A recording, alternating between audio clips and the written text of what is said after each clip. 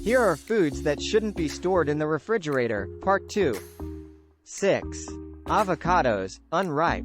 Let them ripen at room temperature before refrigerating. 7. Bread. It can become stale faster in the fridge. Use a bread box or pantry. 8. Honey. Cold temperatures cause crystallization.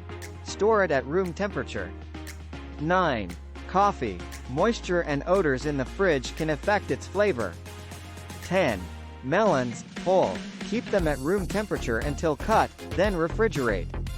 Don't forget to like, share, and subscribe.